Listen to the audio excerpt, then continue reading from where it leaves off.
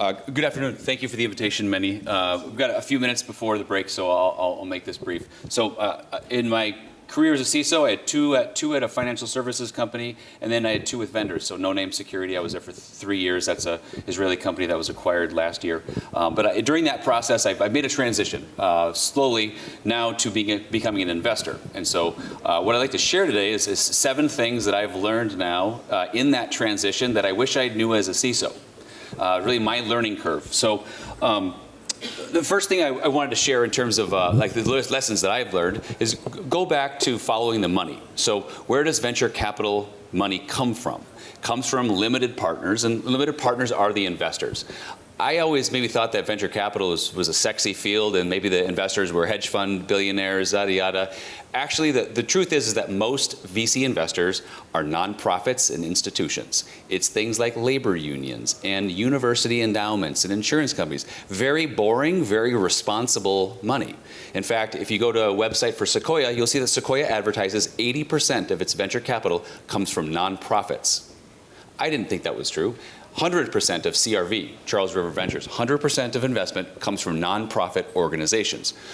The important thing about that is going to cascade now through the rest of my 7, which is the concept of time. So lesson 2 is venture capital firms measure time very differently than CISOs and very differently from vendors. CISO uses a stopwatch to measure time. A vendor uses a calendar. We think in quarters. Months, quarters, a couple of quarters out. Venture capital investors think about time as trips around the sun. So when we think about the motivations that we have as buyers, as sellers, as creators, as investors, a lot of the things that I think are friction points between vendors and CISOs come down to the very basic fact that we are all working on very different time schedules. A venture capital fund is intended to yield a return in the years 5 through 10. And that's a really important note, because as we think about how the startup world works, the startup world and the venture capital world do not match the time frame a CISO is looking for to solve problems today. So that's the lesson number 3 is valuation, and that matters greatly in valuation. So if you go to LinkedIn today, there's going to be some company, probably Israeli, who's going to announce an $800 million round, and the security community is going to collectively roll its eyes. There's like outlandish valuation, hyperbole, and I think that's terrible. It's bad that we react that way, because when NVIDIA reports results and its stock price spikes 30%, we all high-five each other. Why? Because it lifts the whole industry. But when Island raises money at $5 billion, we all roll our eyes. That's the exact opposite reaction. What we should be looking at is we should look at every increase in valuation as a net increase in the R&D that's going into our industry. It lifts everybody. And so I think of when CrowdStrike stock price spikes, that's a good thing. Same with valuation. So the other thing about valuations to think of is valuation. What is a valuation? A valuation is the price per share of outstanding shares. Price per share. All a valuation increase is an increase in the company's stock price. It doesn't mean that the product changed. So for example, you might see in the newspaper, somebody raised money at $300 million, and you've seen their product and it's not very good yet. Yes, exactly. Because the stock price is not based on the product. It's based on a bet, the anticipation of what that company is going to be worth in 5 to 10 years from now. What the company will be worth in 5 years is very different for how good the product is today. So as security practitioners, we look at a valuation and say, oh, that company's not worth it. Well, that's actually not true, because there's a buyer willing to pay for that money for the shares for a future return. So valuation increases are lift for everybody, and they aren't related to the product today. Quick thing on product purchasing. This is my one tangent, which is customer references. A lot of us use when we acquire technology, we require a customer reference. I think that's nonsense. Every board of directors for a startup technology company, every board of directors tracks 2 metrics: net dollar retention, net logo retention. That is an aggregate measure of, do your customers like your product? If you ask for a customer reference, the vendor's going to give you happy customers, right? So do not base a decision based on a customer reference that you talked to on the phone. It doesn't matter, because you don't know in advance whether that person's infrastructure matches yours. But what you can measure is the aggregate. If that organization has 1,000 customers and they're retaining 97% of those customers, that is a spectacularly happy customer base. If they're retaining 67%, that is a very, very disappointed customer base. So when you procure technology, ask for the net logo retention and the net dollar retention. That tells you whether there is happiness in with who has bought this company. Should I follow suit? So that's an honest number that every board knows. Let's go back to acquisition. So how should a CISO think about acquisitions?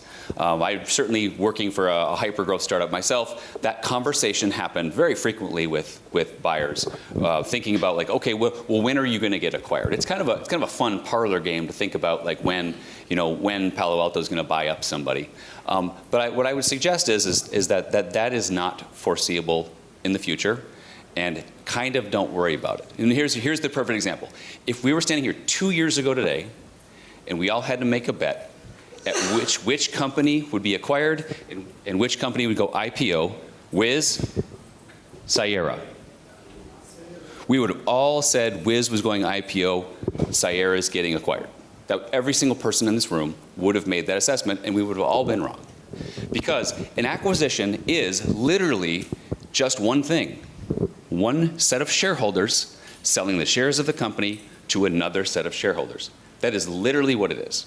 It doesn't actually mean anything for the user of the technology. Almost never do you see a product actually change within the first year, 2 years of an acquisition.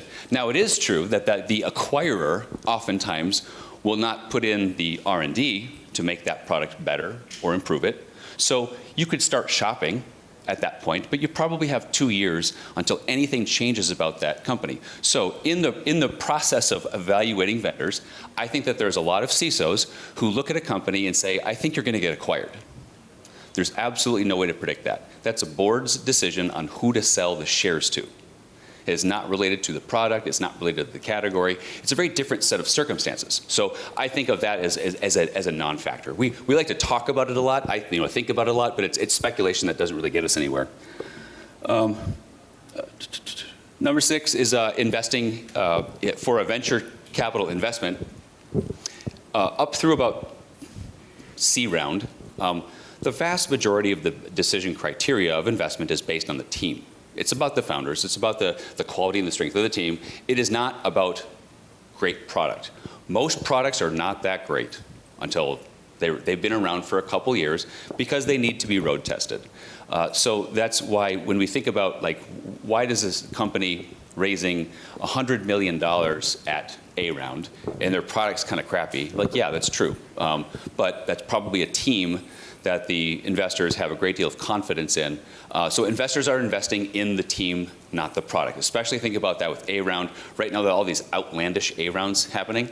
200 million for a pre-revenue A round. That's because of the team. It has nothing to do with whether the product's ready. So last thing is just an observation. I kind of changed this on the fly because I was listening to Manny's talk about the future of the internet. It inspired this change to my point, which is AI. We're all kind of sick about talking about AI, but if you went back to the 70s and the 80s, what was a buzzword that we would have all been sick of? Network. But on stage today, probably the word network has been used 200 times, and none of us even blinked, because it's a normal part now of our lexicon of language. You just drop the word network, and nobody groans. But half the people in the room groan when we start hearing AI. I'm suggesting that the word AI will become natural lexicon in the environment, just like the word network is. So embrace that term. Every company will be an AI company, just the same as every company 20 years ago talked to a network.